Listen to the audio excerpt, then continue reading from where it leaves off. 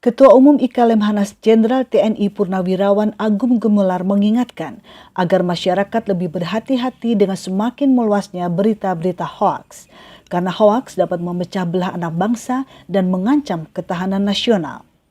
Hoaks adalah informasi yang sesungguhnya tidak benar, tetapi dibuat seolah-olah benar. Tujuannya untuk membuat masyarakat tidak aman, tidak nyaman, dan menimbulkan kebingungan. Oleh karena itu, Ketua Umum IKA Lemhanas mengharapkan masyarakat dapat lebih bersikap bijak dalam menerima berita di media sosial. Jangan sampai cara-cara lama terulang lagi, seperti saat upaya kudeta yang pernah dilakukan PKI. Hal ini disampaikan oleh Ketua Umum IKA Lemhanas saat acara Coffee Morning tanggal 22 September 2021 yang dihadiri oleh para wartawan senior dan pemimpin media massa. Tolong ini diwaspadai.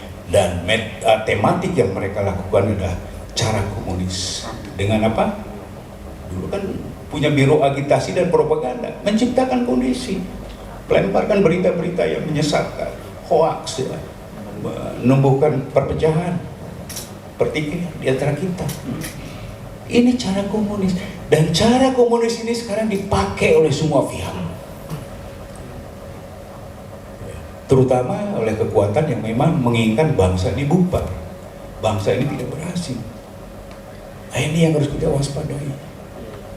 Jadi kaitannya kepada pengembangan hoaks di negeri kita ini, yaitu tematiknya komunis yang harus kita waspadai, bukan munculnya kembali komunis. Agung Gumelar menambahkan, sekarang yang harus diwaspadai bukan PKI dan komunis, melainkan cara-cara yang digunakan pihak-pihak tertentu yang memiliki agenda politik memecah belah bangsa dengan cara-cara PKI komunis. Salah satu caranya yang perlu diwaspadai adalah dengan menyebar hoaks.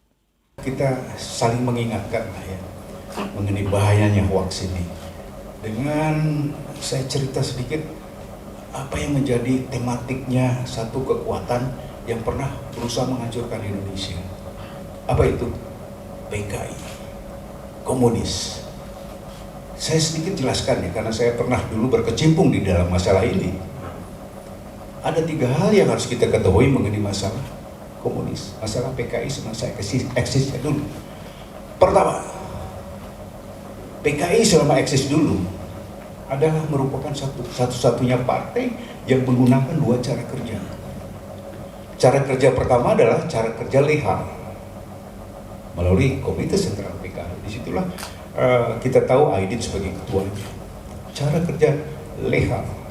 Cara kerja kedua adalah cara kerja yang strictly ilegal. Melalui apa? Melalui apa yang dinamakan Biro Khusus PKI. Dan kita baru tahu ada yang namanya Sam Kamaruzaman dengan berbagai macam aliasnya sebagai ketua dari Biro Khusus PKI. Itu yang pertama yang harus kita ketahui mengenai masalah komunis PKI semasa eksis dulu.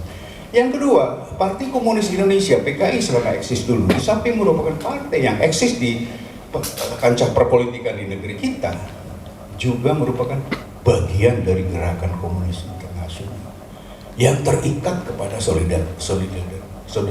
solidaritas internasionalnya. Jadi PKI di Indonesia ini di bawah kendali komunisme internasional. Komunisme internasional berusaha menciptakan dunia berfaham komunis. PKI di Indonesia berusaha menciptakan Indonesia menjadi negara komunis dengan dukungan dari komunisme internasional. Itu yang kedua yang harus kita ketahui. Yang ketiga ini yang ada kaitannya kepada masalah hoaks tadi ya. Yang ketiga ini cara kerja operasionalnya Partai Komunis Indonesia. Ada 3 grand strategi mereka ini. Pertama, satu pergerakan komunis di satu wilayah gerakan PKI di Indonesia. Apabila kekuatannya masih berada di bawah kekuatan kekuasaan, maka strategi yang mereka terapkan apa? Hidup berdampingan secara damai. Bayangkan, mungkin Pak Tri, ya, Pak Daud masih ingat ya, dulu bagaimana PKI seolah-olah partai yang paling ujung tombak dari pendukung pemerintah, sehingga Bung Karno pun terbuai ya, hidup berdampingan secara damai. Itu strategi pertama. Strategi kedua, apabila satu kekuatan komunis di satu wilayah gerakan, kekuatannya sudah berada di atas kekuatan kekuasaan, maka strategi yang mereka terapkan adalah rebut kekuasaan itu dengan menghalalkan segala cara. Head to hell, the middle, segala cara dihalalkan untuk mencapai tujuan. Itulah G30 SPKI. Itu strategi kedua. Strategi ketiga, komunis tidak pernah mengenal istilah kalah. Yang ada adalah pasang dan surutnya perjuangan. Apabila strategi kedua belum mencapai apa yang diharapkan oleh mereka, maka strategi ketiga mereka terapkan, mengendap ke bawah permukaan, bergerak di bawah permukaan untuk bisa menciptakan kondisi agar mereka bisa bangkit kembali dalam segala bentuknya. Ini terjadi di tahun 65. Yang kita menilai bahwa apa yang terjadi di tahun 65 ini ternyata ya 2 kali perjuangan komunis untuk mengkomuniskan Indonesia gagal. PKI musuh dan G30 SPKI. Artinya apa? Bumi kita ini, tanah kita ini tidak cocok dengan benih-benih Marxis-Leninis. Tidak cocok. Maka keluarlah keputusan rakyat dalam bentuk TAP MPR nomor 25. Melarang paham komunis di Indonesia, membubarkan PKI. Jadi kalau sekarang ada ancaman, ada seolah-olah dikedepankan ancaman dari komunis, saya pikir ya, kita sudah punya payung. Kalau tidak salah Pak Presiden waktu berdialog dengan santri di Manunjaya sana, ada pertanyaan. Kekhawatiran dari seorang santri, Pak, bangkitnya kembali komunis. Jawaban Presiden apa? Loh, kalau soal itu kan kita sudah punya payung. Kalau mereka mau bangkit kembali ya digebuk. Isu komunis dinilai hanyalah pengalihan dari ancaman yang lebih besar.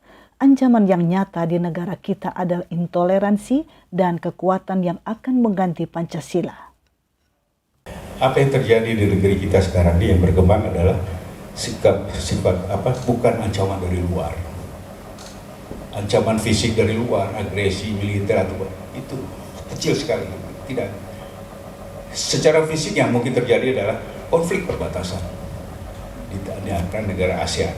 Itu paling secara fisik ya. Itu pun kalau terjadi dengan solidaritas ASEAN ya, itu bisa cepat kita selesaikan.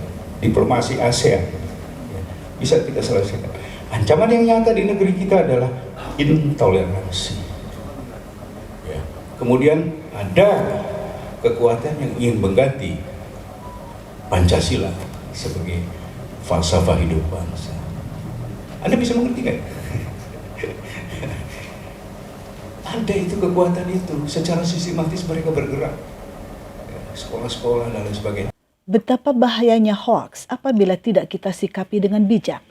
Masyarakat diharapkan dapat membedakan mana kritik dan bukan kritik, fitnah, caci maki, atau ancaman. Dengan memahami hal ini, maka kita semua dapat mengurangi berita-berita hoaks yang pada akhirnya dapat memperkuat ketahanan nasional.